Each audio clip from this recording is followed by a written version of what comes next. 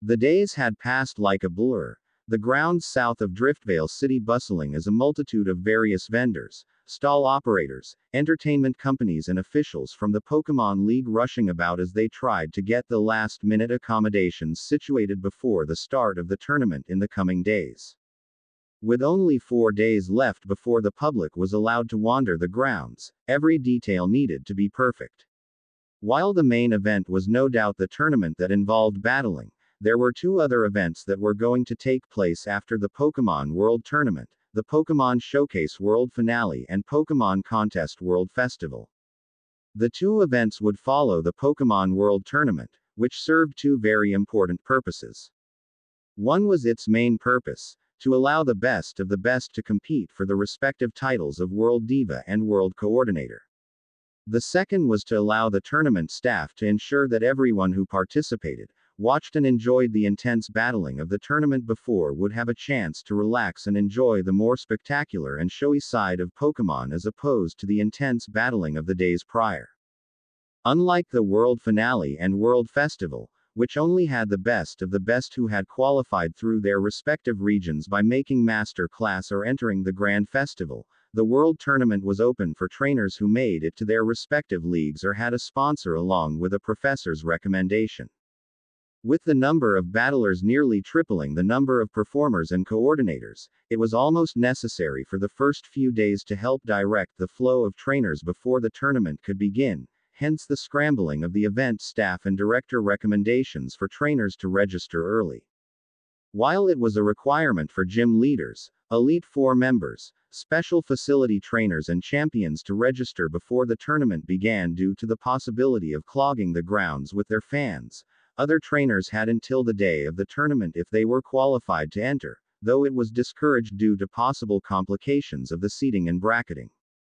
But for those high-profile trainers, they could all be seen wandering the bustling grounds, filtering in and out of shops and were energetically up and about, chatting with their fellow gym leaders, Elite Four members, Frontier Brains and champions as they caught up with one another. "Oh my gosh, Erica! How are you?" The ever-cheerful voice of Gardenia shouted as she raced to hug the kimono-clad young lady, Erica offering her a light laugh as she returned the greeting. "I see that you're energetic as ever, Gardenia." "I'm doing fine, thank you for asking," Erica replied as Gardenia grinned, the two falling into a bit of light conversation as they caught up with the other. "Brock, Rourke, Byron, it's good to see you two again. Any news about new fossil Pokémon?" The curious voice of Grant asked as he met up with the Rock and Steel gym leaders, the 4 quickly falling into a round of gossip as they laughed and pointed towards the form of Stephen Stone. "Winona, it's really great to see you." The bright voice of Skyla chirped as the ever-graceful smile of Winona crossed her face, moving to hold the hands of her fellow flying-type specialist as they chatted about their new companions. "You could go and try talking with them. I hear they're still single," Morty quipped with a mirthful tone, Faulkner feeling his cheeks heat as he scoffed and stomped away.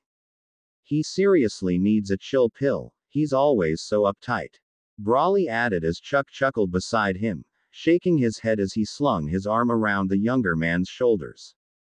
"It'll take more than that, Brawley. Trust me, don't find a woman like my wife just anywhere you know."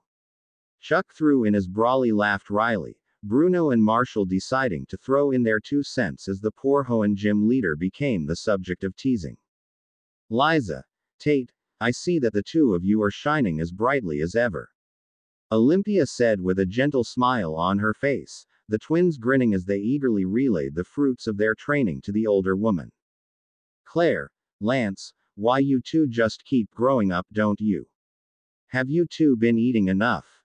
Ha! Knowing my brother and sister, they most likely haven't been feeding you 2 enough, you poor things." Drasna lamented as she hugged her niece and nephew, the 2 feeling their cheeks darken when the woman doted on them. Aunt Drasna, please. We're both adults now," Claire chided her in a respectful but embarrassed manner, Lance laughing wryly as he knew how much of a worrywart their aunt was. "Howdy, Miss Bertha. I hope the flight wasn't too tough on ya?" Clay asked as he greeted the Elite Four member, getting a chuckle from the woman as she shook her head. Not at all, Clay. Old as I am, a little bit of flying isn't going to pull down this old girl, she said as the gym leader shared in her laughter, the two heading towards the hotel as he offered to carry her bags. Seeing their region's respective gym leaders and Elite Four members getting along, the champions had smiles on their faces as they watched the grounds. Lance of Kanto was preoccupied with keeping Drasna from sharing the multitude of embarrassing stories that she had on Claire and himself. Lyra and Ethan, considered the twin champions of Johto due to the back and forth battles for the title they shared with the other, were trying to find their way to their hotel, arguing over the directions their Pokegear were giving them. Stephen of Hoenn was dragged into the conversation of Brock, Grant, Rourke and Byron as they grilled him for any new discoveries in the field of fossil and rock Pokémon. Cynthia of Sinnoh and Diantha of Kalos had left the Pokémon World Tournament grounds to find an ice cream shop, joined by Whitney, Flannery, Candace, Lucy, Dahlia, Phoebe, Caitlin, Chantal, Karina and Valerie. Hilbert of Unova was conversing with Sharon and Bianca, a grin on his face as he caught up with his old friends. Ash, hurry up, we're going on ahead to register. The voice of May called out towards the young man staring with shining eyes at the various familiar and famous faces of the Pokémon World Tournament grounds, Ash shouting back at her in the affirmative as he ran to catch up. Sorry May, but you have to admit that it's pretty awesome. I'm seeing so many gym leaders again that I can't help but say hi. Isn't that right, buddy? Ash added as two sighs and a giggle returned to him and Pikachu, Dawn and May shaking their heads while Serena smiled at the pair. Well, we need to hurry. I wanna check out the contest hall. I hear that Lycia and Wallace are going to participate in the World Festival. Dawn gushed in an eager tone, May sharing her sentiments as Serena grew anxious to reach registration for her own Pokémon Showcase competition. I heard that Diantha might be considering entering the showcase, just imagining it makes me nervous. Serena groaned as the memory of the beautiful champion still stuck to her mind, her companions laughing wryly as they quickened their pace. Quickly the four teens and Pokémon rushed to the booths, greeting the familiar faces that they passed and spotted. Making it without issue, spotting the rather large line of the World Tournament's registration booth, they offered Ash and Pikachu a wry smile as they moved to their own respective lines. As he stood in his line with his partner, a number of voices drew Ash's attention before his eyes widened upon spotting his childhood rival, Gary, along with a taller doppelganger and a vaguely familiar brunette. Gary, over here, the raven-haired teen called out, Pikachu waving his arms as the researcher blinked in surprise. Ashy boy and Pikachu. It's been a while, how are you two? Gary greeted the pair with a smile on his face, the two sharing a handshake as they caught up. Course. You think I'd miss this? The best of the best will be here. The fact my cousin and his childhood friend are even entering means something big is gonna happen. Gary reported as he thumbed to the lookalike behind him, getting a raised brow from him before he shook his head. Still a kid no matter what, Gary. Don't know how auntie and uncle deal with you. Blue muttered in a tired tone, Gary feeling his brow twitch as glared at the taller man. Comma in Blue, we're here for one reason. Once we find him, I clock him, you bag him and we run. Leaf muttered in a dangerous tone, Blue shivering slightly as he uttered a silent prayer to his rival before a flash of realization crossed his face. Oh right, name's Blue, this guy's older cousin by 4 years. This here is Leaf, an old friend of mine.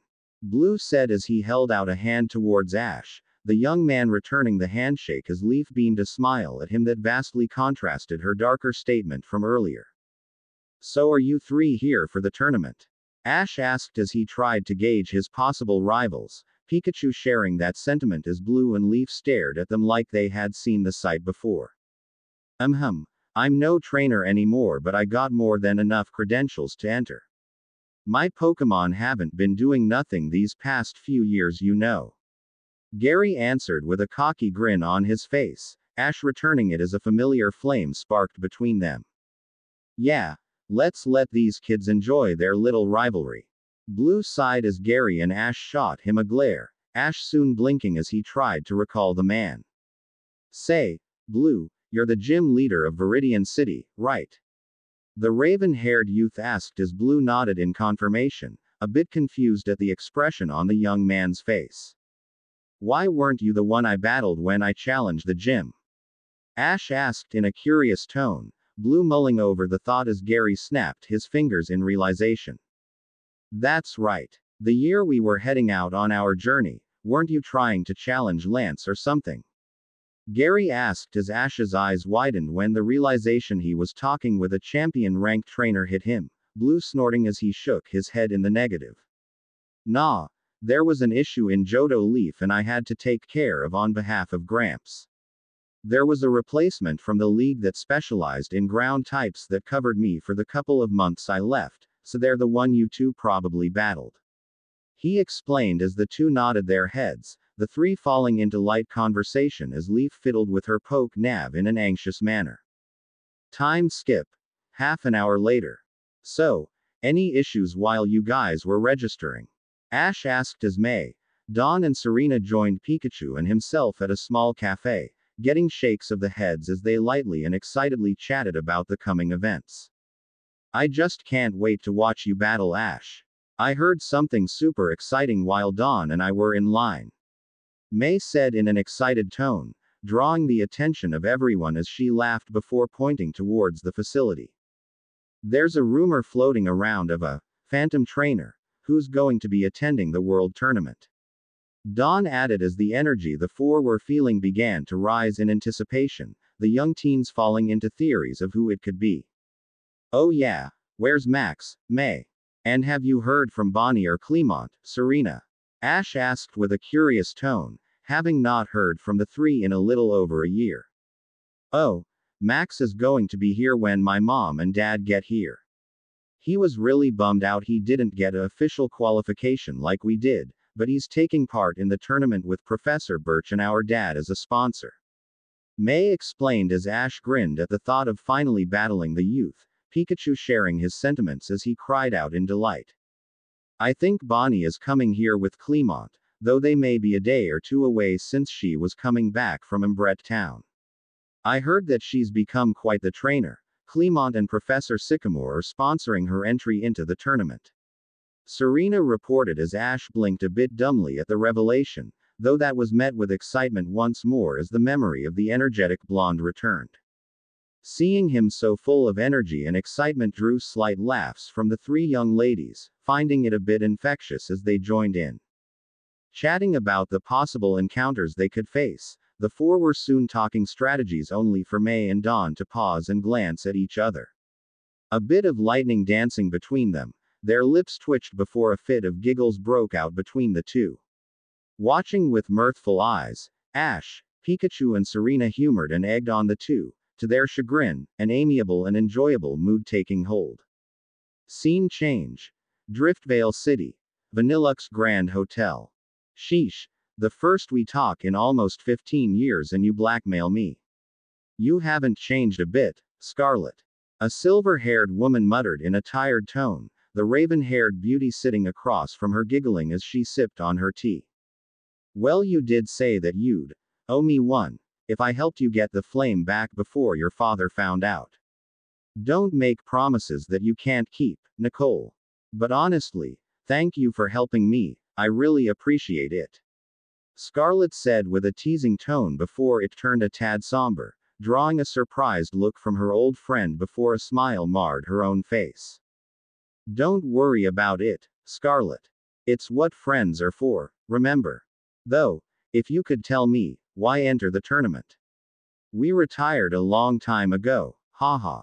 The silver-haired woman asked as the crimson-eyed woman before her grinned in response, staring out the window of her hotel suite as a loving smile crossed her face. There's someone in the tournament I have to battle, no matter what.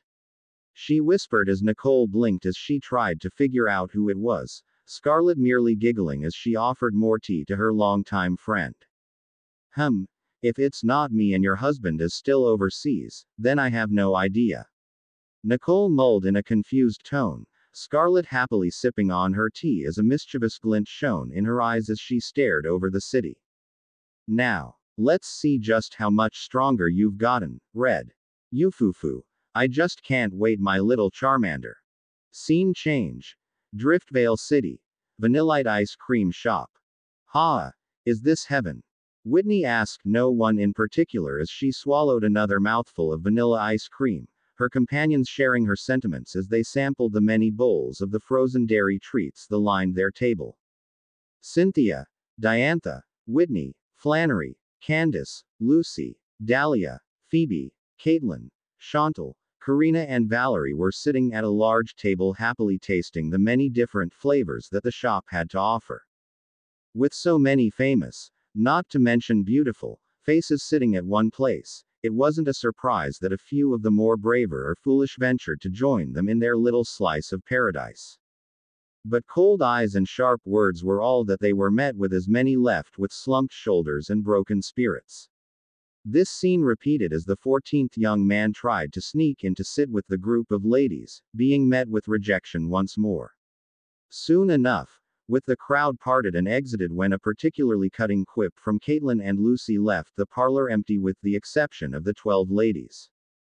Couldn't you two have put that a tad more politely? Valerie asked in a rhetorical manner, getting sickly sweet smiles from the pair as the others giggled and laughed in turn. Sometimes it really doesn't pay to be famous. Though I can only imagine how it must feel being Cynthia or Diantha. Phoebe mulled as all eyes fell on the two, getting two raised brows at their attention. Oh, and what do you mean by that? I'm also curious about that statement. Cynthia and Diantha asked in curiosity as the 10 other ladies just laughed at the pair, the two growing more confused as they pored slightly at the unfair treatment they were being faced with. Managing to catch her breath, Dahlia grinned as she pointed between the pair, the two blinking as they looked between each other. It's because you're both single, young, champions and hot. Cynthia is practically the idol that all aspiring female trainers look up to, while Diantha is a movie star that almost everyone knows about. You two are in a totally different league than us regular girls. She stated as the others nodded sagely at her words, the pouts on the faces of the two deepening at their assessment. And ladies, we're practically on vacation here. Titles, status, all that junk we can get back to when we go back home. So let's just enjoy things for what they are now. Flannery threw in as Karina, Candace and Chantal gave a cheer of agreement, the others reluctantly sighing before smiling as they felt the tension and expectations on them fade for the time being able to simply enjoy being regular trainers once more.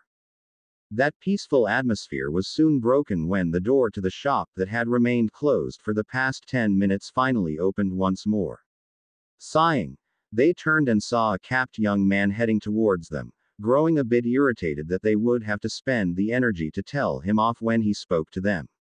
Taking a breath to ready themselves, they were about to reject his advances and rebuttal his comments when he simply walked past them without sparing a glance. The act causing them blink, they turned and followed him as he headed to the counter. The storekeeper offering him a bright smile, they conversed out of earshot as he pointed to a tub, the employee nodding her head as she quickly scooped a large spoonful of cookies and cream, flavored ice cream, placing it into a colorful and cute cup before handing it to the man. Getting a soft smile that caused her face to explode in red, he offered her an equally soft, "Thank you," while handing her a few polka dollars. Smiling brightly, she was about to hand him his change when he shook his head, pointing to the tips jar as she blinked before smiling softer and offering him a few words of gratitude. Taking a packaged spoon and napkin, he turned to leave the establishment only to pause when he passed by the table occupied by the women who had watched the entire exchange. Turning his head slightly, they froze and felt their breaths hitch when a heavy pressure found itself on their souls as his crimson eyes settled on them. The feeling they were experiencing brought them back to their youths as fledgling trainers, the long-forgotten sensation of an overwhelming opponent the likes of which they couldn't possibly overcome. The feeling was only felt more intensely by Diantha and Cynthia, the two having reigned as champions for far longer than their predecessors. They watched silently as he scanned each of them, his crimson eyes seeming as though they weren't looking at them but through them, like he was assessing whether or not they were worth his attention.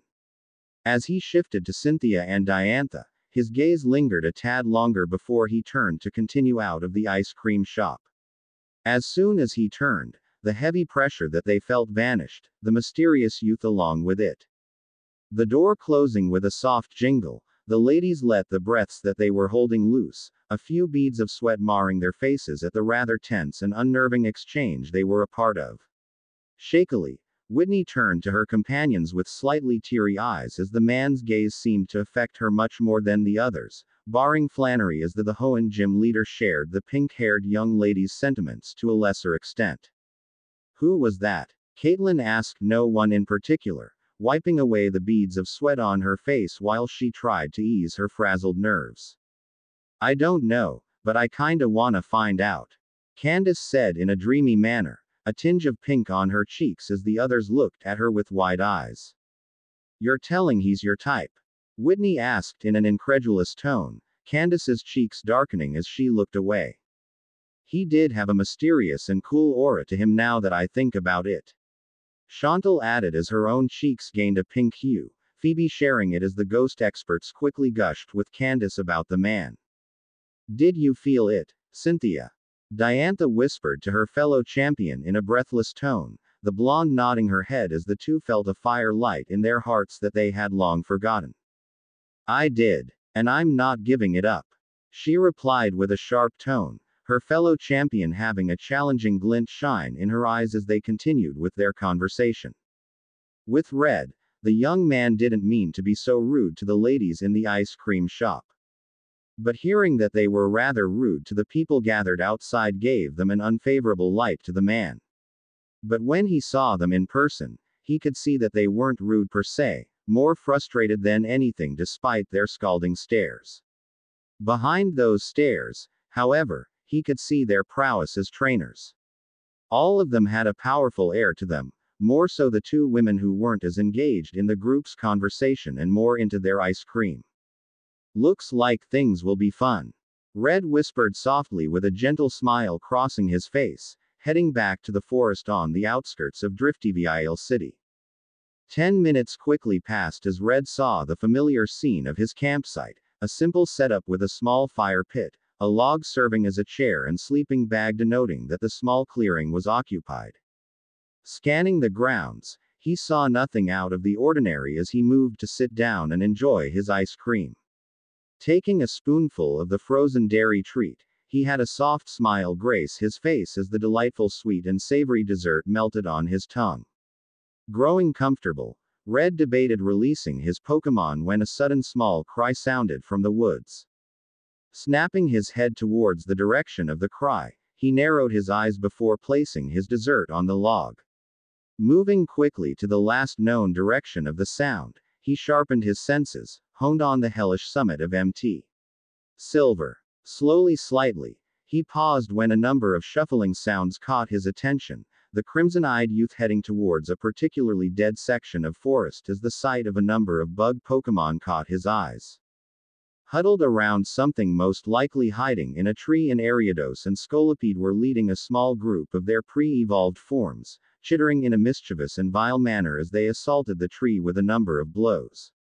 When they did, a pained and frightened cry left the hollow tree as the bug Pokémon seemed to revel in the sound. The sight drawing a look of anger on the normally gentle and passive face of the young man, Red moved into towards the group as they turned to look at him. Upon seeing him, the bug Pokémon theses before relaxing when they saw him standing alone before them. Growing a bit curious, they were silent as they observed him, Red merely pointing to the tree as they alternated to look between the 2 points of interest. A sudden look of realization passing through the leaders of the group, they turned to glare at the human before it as Red returned it without hesitation. With the same lack of hesitation he was showing them, they fired off a warning shot of sludge bomb as the trainer merely looked at them with unconcealed contempt. Wordlessly, he released his team as an ear-splitting series of roars forced the minds of the bug types to stall.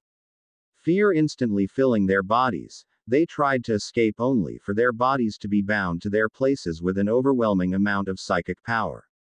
Their eyes filled with a barely restrained amount of rage, Espeon and Mewtwo were forcibly holding themselves back from shattering the minds and bodies of the trash that dared strike their beloved trainer. The sentiment was shared by their fellow teammates, Charizard having a visible shroud of heat emanating from his body while Pikachu was electrifying the very ground with the amount of hateful electricity he was unconsciously letting loose. Venusaur has already gathered a large amount of solar energy and had fixed it upon the frozen bug types, Blastoise and Genesect, training their cannons on their still forms as a visible hum of power sounded from within them. Snorlax had a hateful expression on his normally content face, anger radiating off his body like a haze.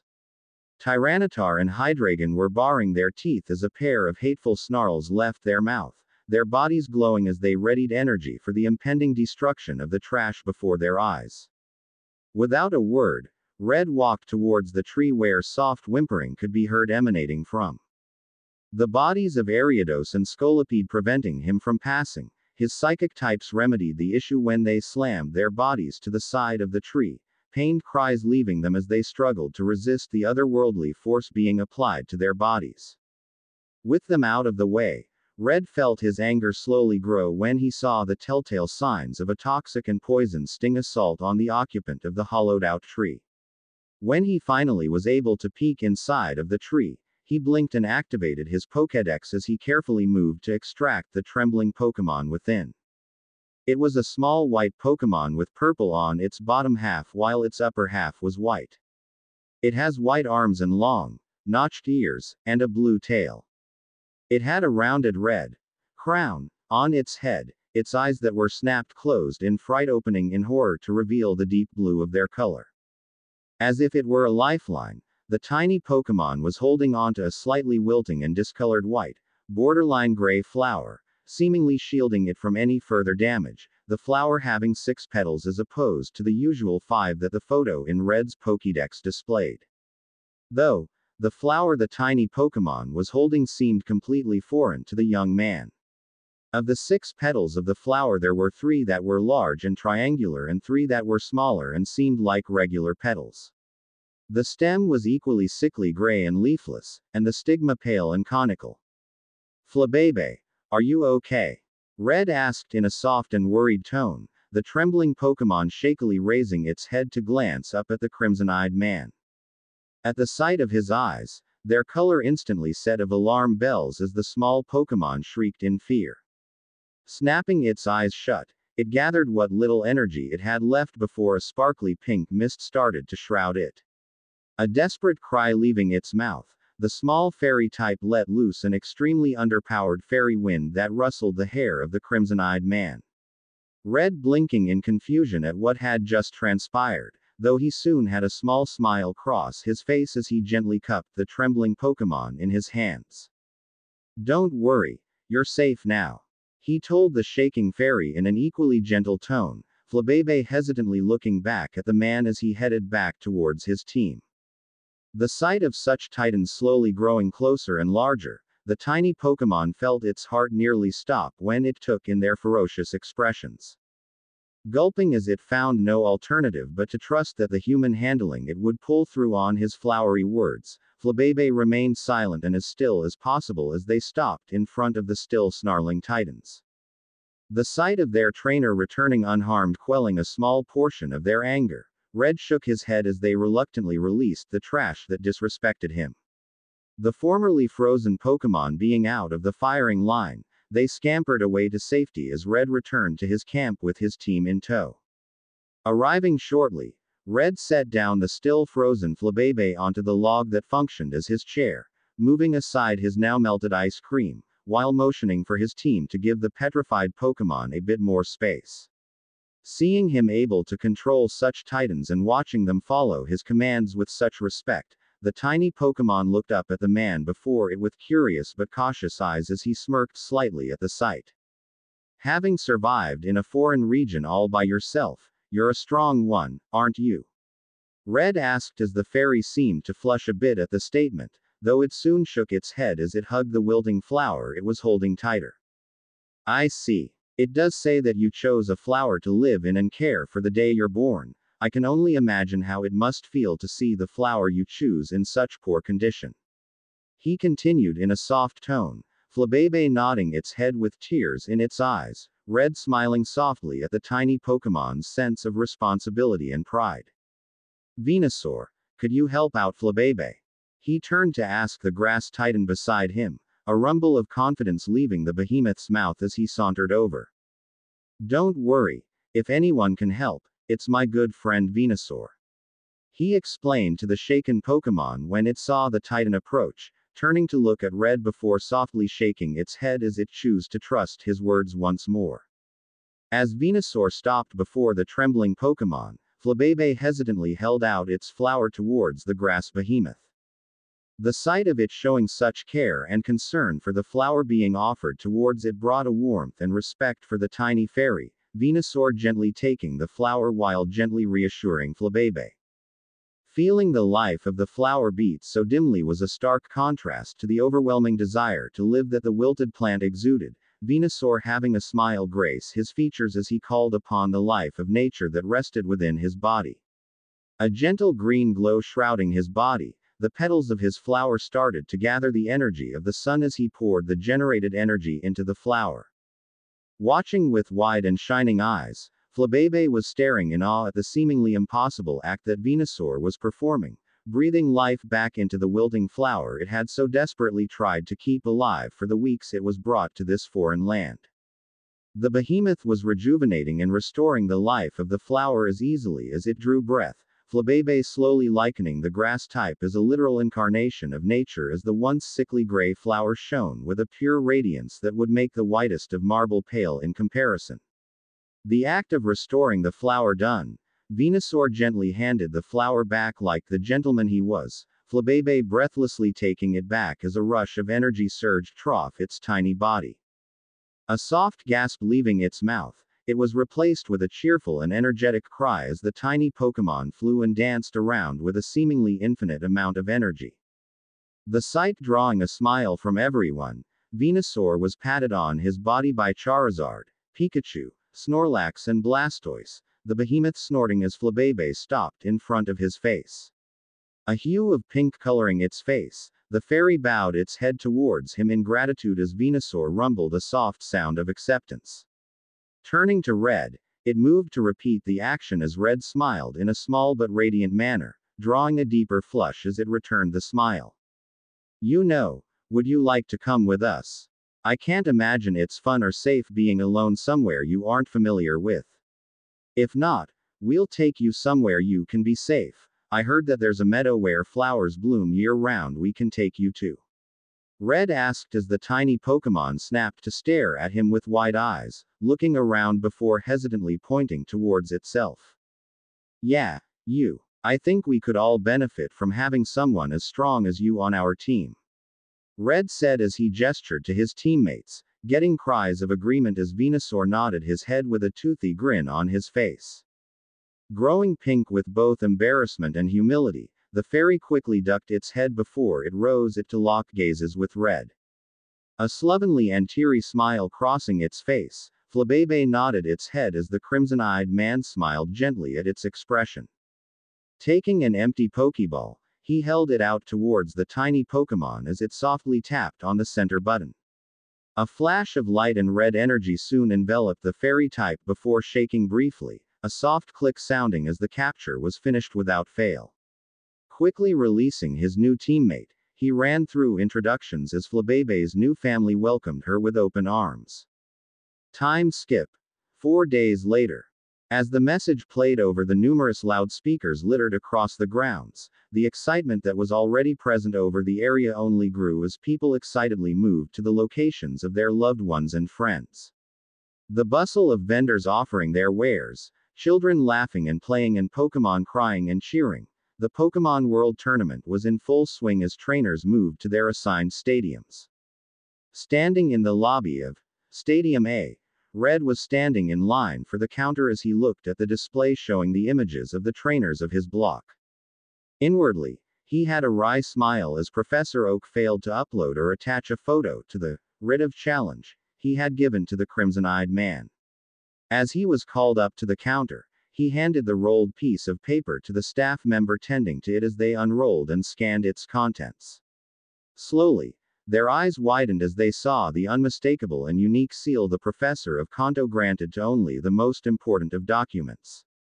Snapping her head to stare at the man before her, she swallowed a bit when she realized that the professor, unlike those of the other regions, hadn't sponsored anyone but this one trainer. Quickly adding their name to the seating bracket, Red was placed rather low despite the writ and recommendation, though he found no problem with it. Once finished, she beamed a slightly anxious smile at him that he returned with a soft one of his one, causing the poor staff member to flush a storm at the contrast between his rather intimidating appearance and gentle expression. Despite not having a photo to use, Red was given a placeholder image, which was simply his name on a plain background. Excusing himself after thanking the staff member, he took a seat and activated his Pokédex. Scanning the faces that passed on the display, he was glad that he was able to catch a bit of insight into their history and abilities. While most of them were accomplished trainers, there were a few that had a bit more unique qualities to them, namely things unrelated to Pokémon such as family ties and hobbies. As he continued to read on the trivia regarding his fellow trainers, he soon turned to the multi-display screen as the first set of battles finally began. Scene change. Pokémon World Tournament. Stadium H. Ash is battling guys, hurry up. The excited voice of Max called out as he rushed to get a front row seat, thanking the fact it wasn't a high-profile match for his luck in finding one. Easy Max, we've got time. No need to rush when they haven't even entered the field yet. May countered as Dawn, Serena, Clement, Bonnie and herself followed behind him, the brunette flushing a bit at the snickers and giggled being sent the young trainer's way. Ah, Dawn, are you here for Ash's battle? A voice called out to the brunette, her eyes widening as a smile crossed her face at the voice. Iris, it's so good to see you again. The blue-haired girl gushed as they shared a hug, the scene drawing a few curious stares from the others as they turned to face them. Ah, guys, this is Iris. She traveled with Ash along with a guy named Sylin when he was in Unova. Speaking of that, where is Sylin? Dawn explained as they group smiled at her, Iris returning it as she pointed towards a large-looking hotel in the city. He's helping out at that hotel, something about owing them a thing or two. He'll be here for Ash's next battle. Iris reported as Dawn nodded, motioning for her to sit as they shared introductions. Soon, the group and the crowd grew quiet when the gates on the opposite sides of the stadium ground opened. Cheers soon followed when the forms of two trainers could be seen making their way to their respective spots, Ash's friends cheering loudly as he bashfully waved at them along with Pikachu. He soon flushed deeper when the ever-cheerful and loving voice of his mother and Gary's teasing tone called out to him, the capped youth soon standing across from his opponent as the referee nodded in confirmation. Good luck Ash, may the better trainer win. Dazn said with a smile on his face, Ash returning it as he fixed his cap. You too, Dazn. Let's have a great match.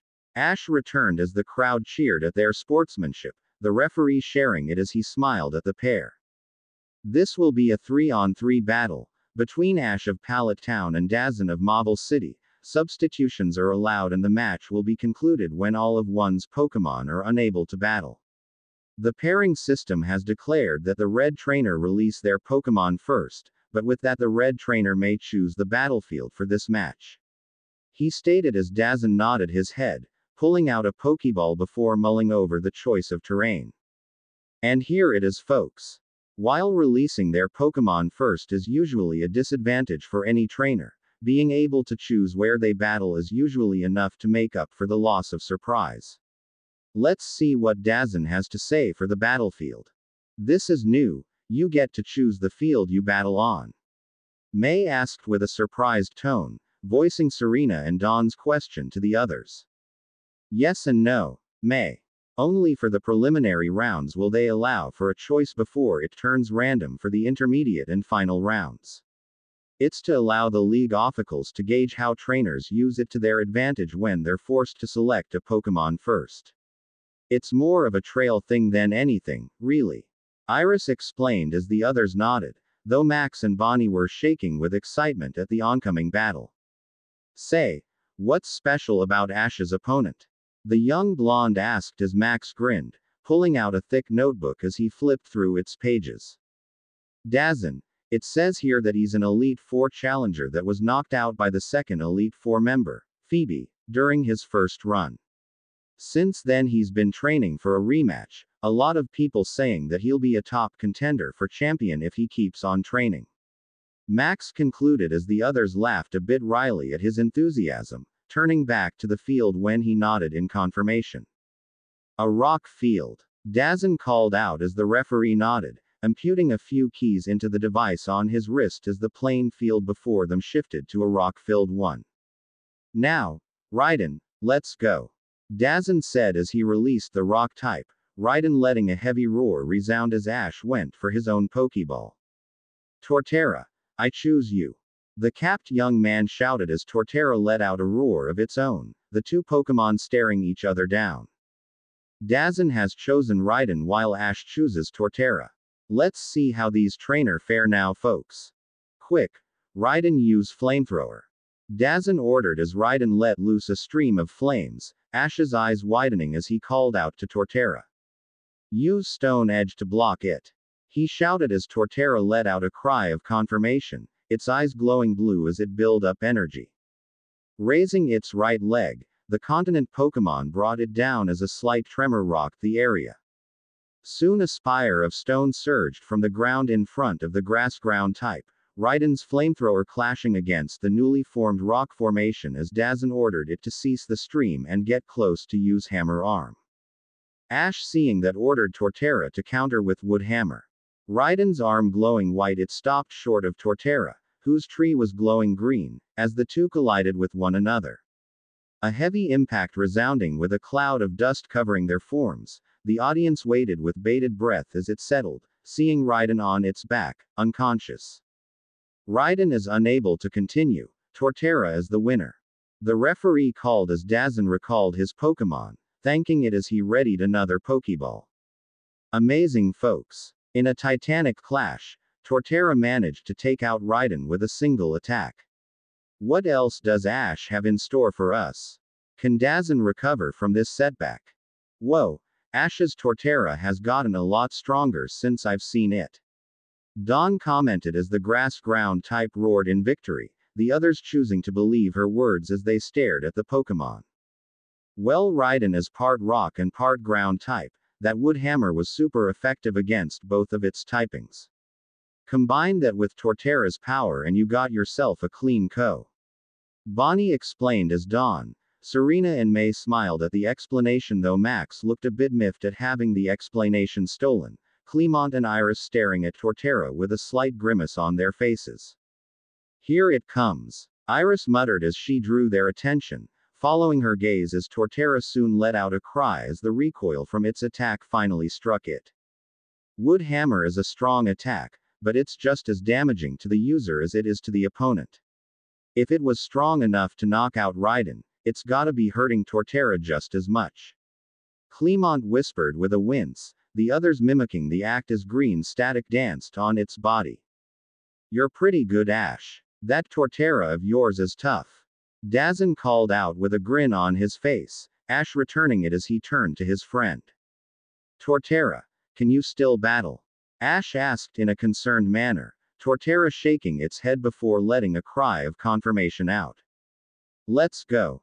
Mamoswine. Dazn shouted as he released his next battler, a powerful cry leaving the mouth of the ice ground type as Ash and his supporters winced. Torterra. Energy Ball. Ash ordered as Torterra began gathering energy in its mouth, Dazn smirking as he saw the speed of the Pokémon. Mamoswine. Ice Shard and make it hurt. He ordered as Mamoswine roared in turn, quickly building up energy between its tusks. Before Torterra could build up the required energy for its own attack, Mamoswine was already unleashing a number of pale blue shards of ice. The shards flying fast, they struck the motionless Pokémon in the face as it lost focus and in turn the build-up energy in its mouth. Unrelenting was Mamoswine as Torterra was pelted by the ice shards, soon taking no more as it collapsed. Recalling his friend, Ash thanked it before mulling over his next choice. And Torterra is down after a powerful ice shard attack, looks like it wasn't able to gather enough energy for its energy ball. The score's 2-2 now folks, it could be either of these trainers who moves on. Poor Torterra. Wonder why Ash didn't switch it out. Dawn said in a saddened tone, a few nods of agreement at the type disadvantage it had against Mamoswine. I think Ash was hoping that Torterra could take advantage of Mamoswine's grass weakness before it went down. It would have paid off if Torterra wasn't as injured from using Wood Hammer, if I could hazard a guess. Clemont added as the others found it a reasonable answer, though it proved to be a risk that went unrewarded. Palpitoad, I choose you. Ash shouted as he released his next battler, the eager cry of the vibration sounding as it faced Mamoswine. Palpitoad, quick use Hydro Pump. Ash ordered as Palpitoad took a moment to breathe before unleashing a heavy torrent of water, Mamoswine grunting as the attack connected. Mamoswine, stop that Hydro Pump with Ice Beam. Dazzin shouted as his Pokémon grunted in turn, a sphere of blue forming between its tusks before firing a frigid beam of energy. The beam of ice collided with and clashed against the jet of water, a stalemate forming between the two Pokémon before Dazzin decided to break it. Mamoswine following the call to use Bulldoze as it lifted a leg to set off a miniature quake. The shockwave causing Palpitoad to flinch and struggle to regain its footing, it was enough for Mamoswine to get in close for an Ice Fang, its tusks being shrouded in a thick layer of ice. Bringing its head up, it was about to swing downwards when Ash reacted. Scald. Ash shouted as Palpitoad managed to right itself, working quickly to expel a boiling steam of water towards the ice-encased tusks. The scald working as Ash had hoped, Mamoswine cried in pain as the ice covering its tusks melted, the behemoth being forced to backpedal as the boiling hot water continued to burn and drench it. Seeing his chance, Palpitoad followed up with a Hydro Pump at Ash's command, the attack landing without obstacle as Mamoswine hit the ground, carried by the powerful torrent of water. Mamoswine fainting, Dazzin recalled it as he winced at the turn of events. Sighing, he mustered up a smile as he moved to secure his final battler. And Mamoswine is down after a fierce exchange with Palpitoad. Dazzin is on his last Pokémon. Can he turn this around? Wow. Palpitoad seems to be in tip-top shape. Iris said with a smile on her face, the others sharing it as they watched Ash praise his friend. Haha. Well, this has been fun, Ash. But I can't go down without a fight. You're my last hope. Let's go Camerupt. Dazzin said as he released his final battler, a huff of confidence leaving the eruption Pokémon as it stared down Palpitoad. Sunny day. Dazzin ordered as Camerupt cried out in confirmation, its hump glowing before an artificial sun was fired from them. The orb sailing into the sky, it soon intensified the ambient sunlight as many winced and shielded their eyes from the intense glare. Smiling at the sight, Dazzin was about to order his Camerupt to use Solar Beam when Ash beat him to it with a command of his own. Supersonic. Ash ordered as Palpitoad took a lungful of air before unleashing a horrid ultrasonic stream of sound at the fire ground type, Camerupt soon blinking before thrashing around while Dazzin tried to rein it back in. Let's finish this, Palpitoad. Use Hydro Pump. Full power. Ash shouted as Palpitoad closed the distance between itself and Camerupt, taking another lungful of air before unleashing a heavy torrent of water. Though the sun's rays would have weakened the effects of water-type moves, being so close to the Pokémon responsible for the weather effect lessened the weakening effect of its attack. The Hydro Pump connecting cleanly, it sent Camerupt to the boundaries of the field, impacting with an outcrop of rock before sliding down, unconscious. And there you have it folks. Camerupt is unable to continue. That means that the victor of this match is Ash from Pallet Town. A sigh leaving his mouth, Dazan recalled his companion before flashing Ash a grin, the capped youth returning it after embracing Palpitoad. The field returning to a standard ground field, the two trainers left to their respective sides, one with a skip to his step and the other with slightly slumped shoulders. Arriving in the waiting room, Ash was met with his friends and family as they congratulated him for his first victory. Smiles and laughs sounding in the room, they soon quieted and turned to the display showcasing the other battles when a number of trainers shouted and pointed towards it. Curiosity piquing, they followed the trainers and scanned the current matches for any anomalies, the group soon growing quiet and wide-eyed when they saw a particular battle. It had been only moments after Red had seen his name appear to head onto the battlefield, the crimson-eyed young man drawing curious looks as he silently made his way to his side of the field. Watching him head towards his side were the wide-eyed faces of the young ladies who had encountered him earlier in the ice cream shop. The past few days, Candace has been on a witch hunt of sorts trying to find her so-called prince, with the assistance of a few of her friends, Whitney surprisingly joining as the mysterious allure of the man finally caught up with her. The search turned fruitless however as they failed to find a trace of him, the group heading to their seats in a sullen manner. Their disappointment was shared, albeit not openly, by Cynthia and Diantha, the two growing a tad anxious that he wasn't here for the tournament after all. The thought nearly drove a stake into their hearts as the thought of not having a chance to battle with him scared them more than they would have liked to admit. But seeing him approach the field instantly alleviated the worries of not just the two of them, but of the ladies who had grown interested of him as well. The same wide-eyed expressions could be seen on the faces of a select few, namely those associated with the Kanto region and the twin champions, as they gaped at the sight before them. How long has it been since they saw the young man in front of them? Surge had a wild grin on his face as his Raichu seemed unable to restrain itself from charging the field for a rematch with the rodent who humiliated it all those years ago. Misty, Erica and Sabrina had pink color their cheeks as they remembered those soulful and beautiful ruby-colored eyes. The passion and gentleness of them having stolen their hearts when they first battled. Lance was shaking with a barely controlled grin on his face, the aching heart he had for a rematch thought to have been lost resurfacing as Claire and Drasna shot him a curious look.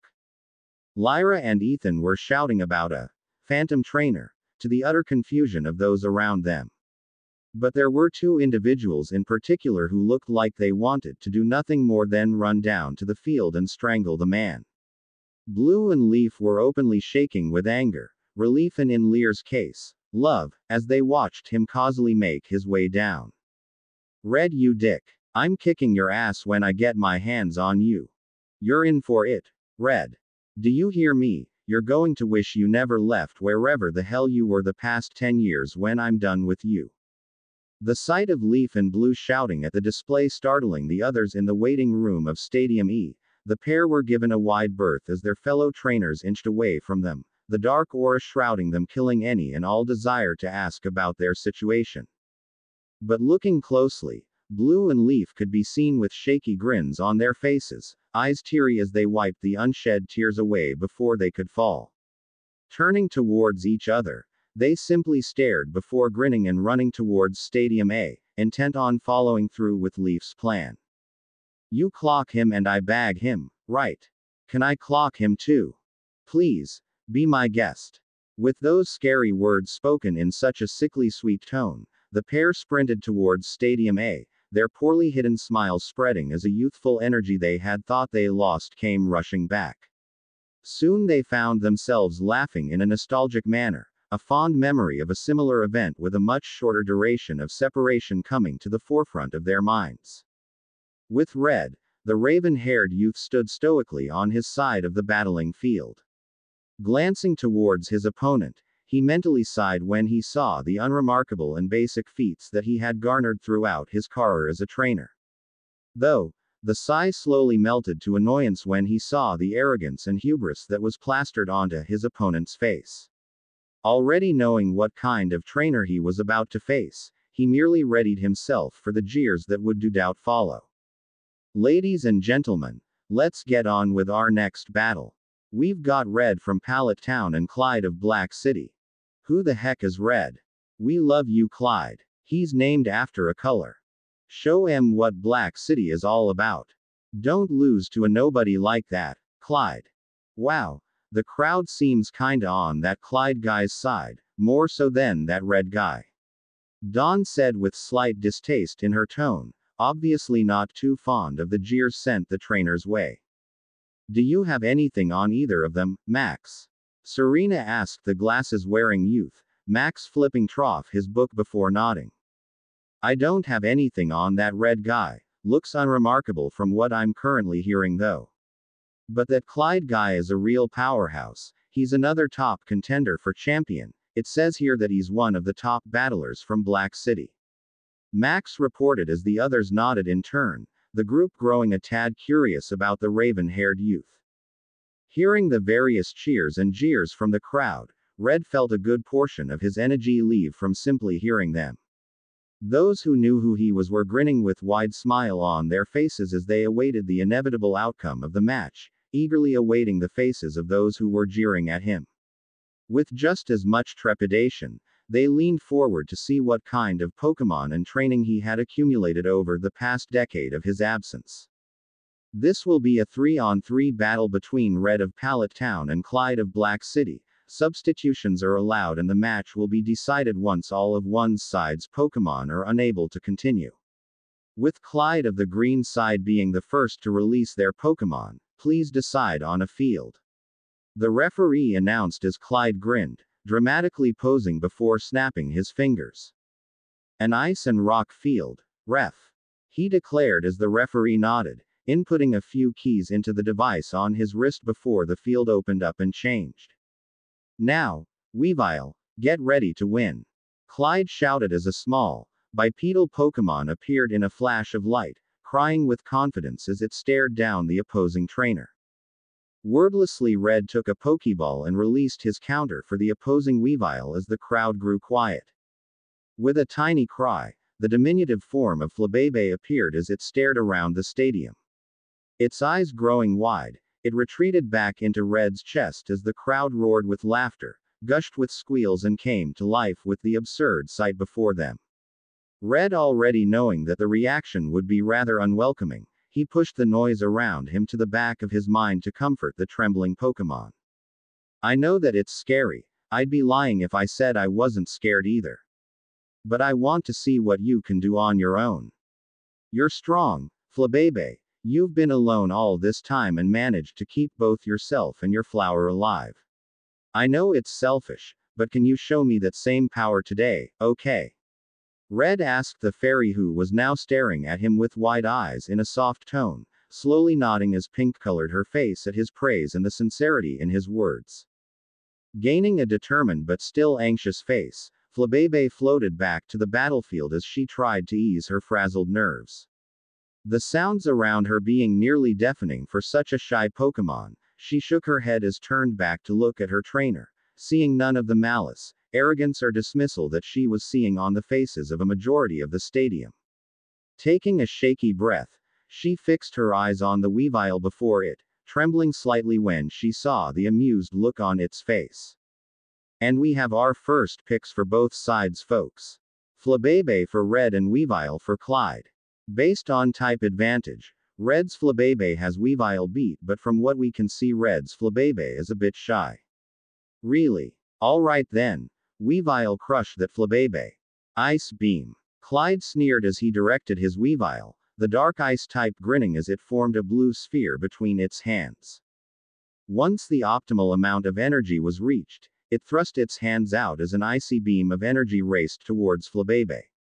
Quickly growing panicked, it desperately wanted to rush back to the safety and comfort of Red's arms, though it forced itself to reject the tempting thought in favor of proving itself to its trainer. A jerk of its body sent it out of the ice beam's path, Weavile frowning as the tiny fairy dodged its attack. Its form being so small, it was a rather tricky target, even for a Pokémon as quick as Weavile. TCH. Shadow Claw. And don't give it a chance to dodge. Clyde ordered with clear irritation in his tone, Weavile crossing its arms before slashing to the side as dark purple energy coated its claws. A cry of affirmation leaving its mouth, it rushed down the stunned fairy before unleashing a brutal and unrelenting assault against it. Weavile's speed was clearly top-notch for its species, Red's eyes staring at the dark ice type with critical eyes while it tried to strike Flabebe. For the fairy, panic and terror were an understatement for what she was feeling. Never had she faced such a ruthless assault from such a vulnerable position, her tiny size being her only saving grace as she racked her mind for what to do. With a cry, she had a small pink mist start to form around her before unleashing a fairy wind at the attacking Pokémon. Weavile squinting as the sparkly wind brushed across its face, it had to admit it felt its face itch and tingle from the fairy energy that the mist contained.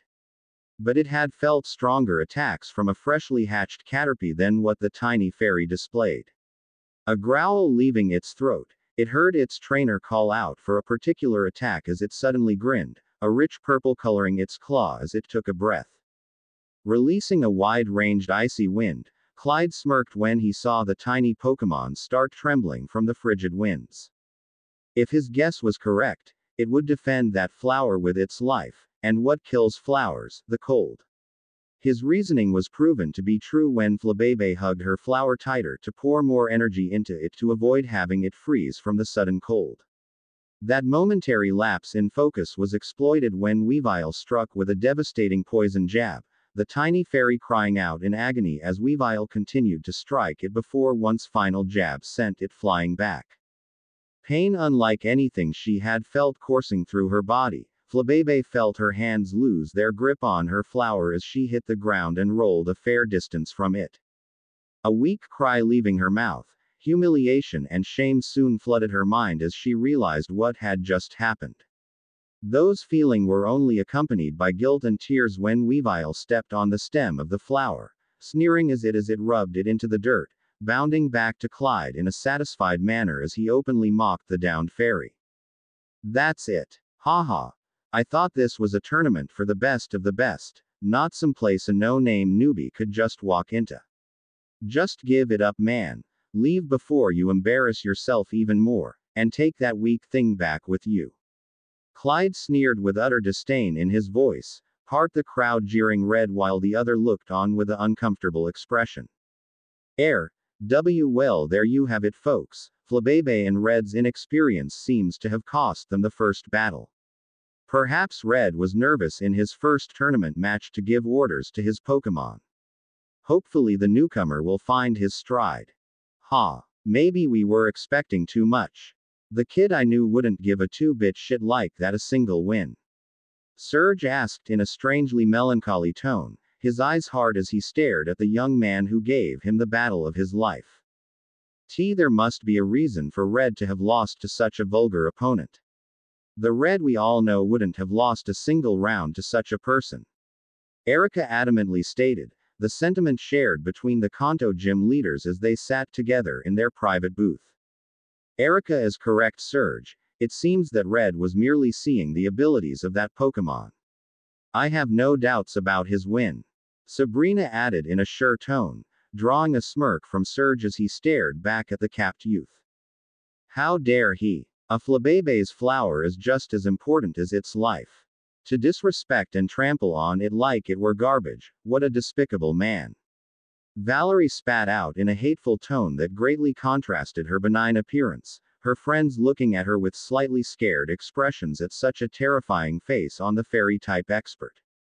Wordlessly, ignoring the words being thrown at him, Red walked into the battlefield as he gently picked up Flabebe and her flower. Cleaning both of them of the dirt that clung to them, he looked down at the tiny fairy as she hid her face in shame, Red walking back as he merely stroked her head in a gentle and soft manner.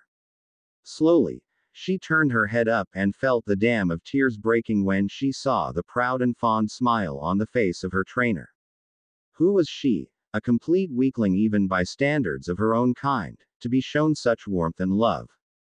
You did well. Red whispered to her in a tone that held no room for argument, Flabebe feeling even worse as she finally let a few tears fall from her eyes. The sight drawing Red's attention, He smiled softly when he saw her taking the loss as hard as any one of his team.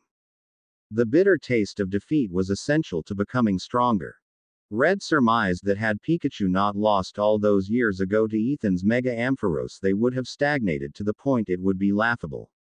Placing Flabébé into his left hand after handing her back her flower, Red took another Pokeball before releasing the Pokémon who she had taken a shine to the most over the past few days. A flash of light fading from the monstrous of Venusaur as an earth-shaking roar rocked the entire stadium. Silence was what followed as the entirety of the cheers and chatter ceased upon the sight of the green behemoth. Mouths dropped, eyes widened and sweat dripped when they felt the power and presence that the Pokémon exuded. But it wasn't just Venusaur. As Red adjusted his hat, his crimson eyes finally coming into view as a heavy presence fell onto all who stared into their rich pools. It was a harsh contrast. The quiet and meek-looking trainer who had just lost a battle without so much as putting up a fight to the frigid and seemingly omnipotent trainer casting a gaze that felt as though he found you unworthy of even being looked at. The first to break from the trance was the announcer, managing to find his voice as he gushed at the scene. And here we go, folks.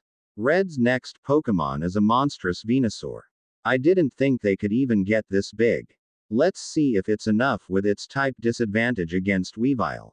Whatever. Ice Beam. Clyde ordered as Weavile swallowed the lump in its throat as it fired the beam of icy energy at the Titan before it, Venusaur merely standing there and tanking the hit with a bored expression on its face.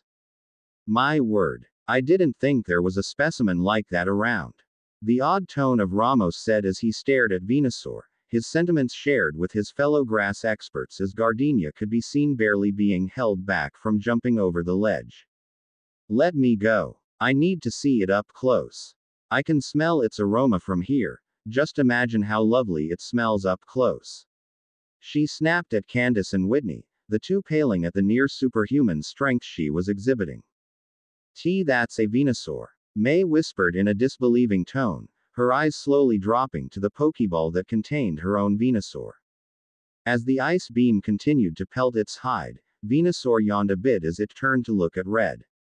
Almost instantly its nonchalant expression vanished when it saw the battered form of Flabébé, its eyes widening as the tiny fairy offered it an equally tiny but shamed smile. But just as soon as its eyes widened, they narrowed as it turned towards Weavile. Its gaze freezing the dark ice type, it quickly ceases its attack and bounded back to create distance as Clyde grinned at the reminder of his Pokemon's advantage. Ha! What's that thing gonna do if it can't touch Weavile? He sneered as Weavile blinked before joining in, having forgotten its innate advantage in speed and agility during the beast's entrance. Red smirked slightly as he could feel Venusaur start to bristle at the blatant insults, even more so when Weavile started joining in as it turned and shook its tail at the Titan. Speed wasn't something Venusaur were known for. After all, Red's Venusaur was considerably slower than others of the same species due to his lack of moving on Mt. Silver. But there was more to speed than just moving the body, as Weavile found out when it was suddenly snatched from its supposedly safe spot by Venusaur's vines faster than it or anyone else could comprehend. The sentiment that was currently shared in the stadium was a resounding "what?" as they tried to grasp what had just happened.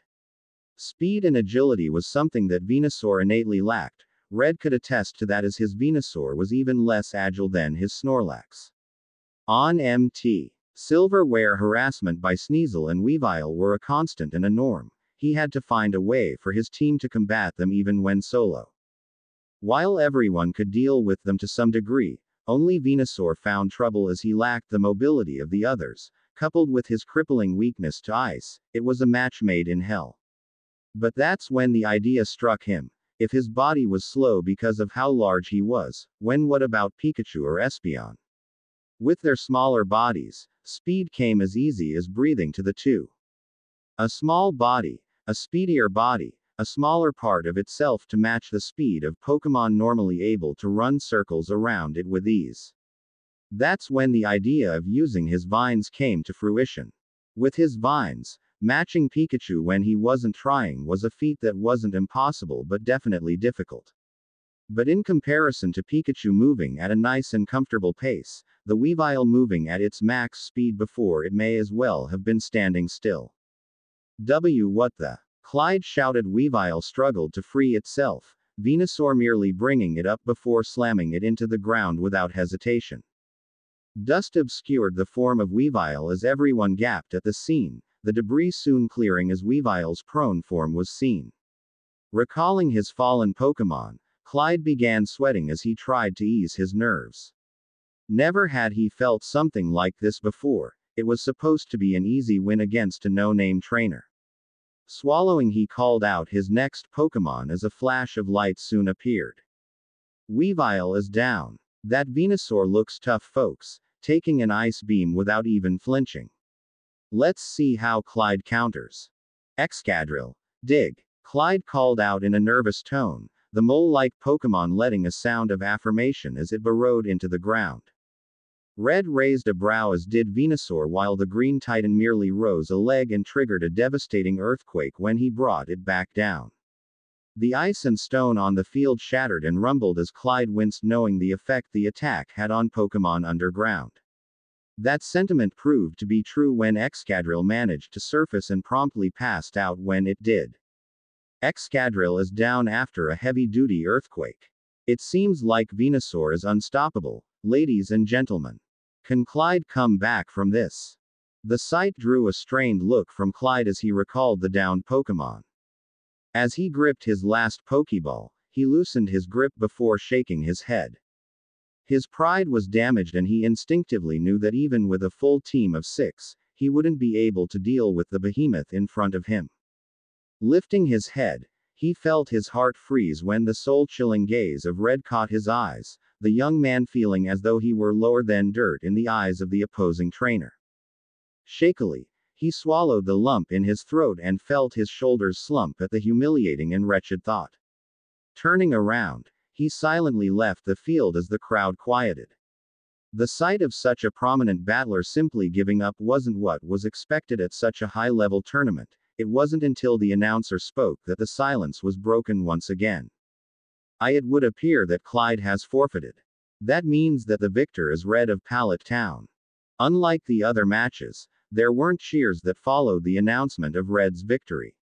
Shock and confusion were all that could be felt from the crowd as they stared with eyes filled with the same emotions at the sight of the mysterious trainer.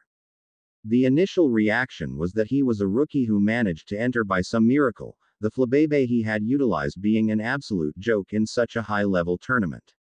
But as soon as it had fainted, his demeanor and air changed. Gone was a passive and greenhorn trainer, and in his place, something that couldn't be described by anyone watching.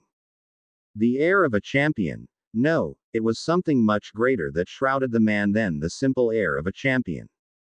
The air of a champion drew anxiety but also intrigue and excitement. The air around Red drew only caution and vigilance, something to stay away from, not strive to become. So, like the silence that followed his victory, as Red thanked and recalled his companions, silence also followed him as he left the battlefield. Without sparing the crowd a glance, more so for the fact he was terribly bad with crowds, Red entered the waiting room of the lobby without issue.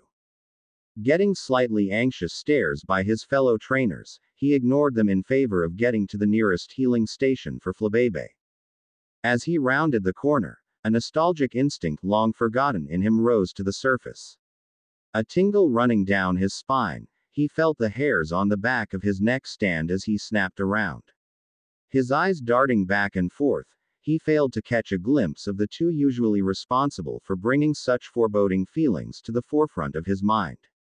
A sigh leaving his mouth at his paranoia, he froze when he felt a pair of cold hands on his shoulders. Red. Long time no see, old pal of mine. We have a lot of catching up to do, now don't we? Oh, Red. Where have you been all these years? Oh, we were oh so worried.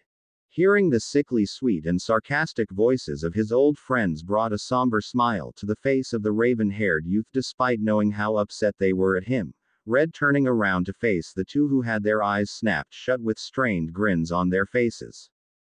But seeing his face, the warmth and nostalgia in his eyes and his fond smile, the plan they had concocted fell apart as soon as they were about to execute it. Blue's eyes softening. They missed it a bit as he brought the man into a manly half-hug, Red returning it as Blue chuckled. Releasing the brunette, Red turned to the other as Leaf was openly crying with a melting smile on her face, rushing to embrace him as she snuggled deeply into him, taking a deep inhale of its scent as she squeezed him tightly. "I'm back, you guys," Red said in a soft and gentle tone, Blue laughing while Leaf giggled with tears falling from their eyes. "Took you long enough, you goddamn idiot. I'm so glad you're back, Red." Lost in their own world, the trio from Palette, the prodigies of their generation, shared laughs and tears as they finally were reunited once again, only a decade late. Leaf wrapping her arms around Red's while Blue slung his arm around his shoulders, they headed towards the healing station, sharing stories and tales of the past 10 years, intent on catching up as much as possible with one another.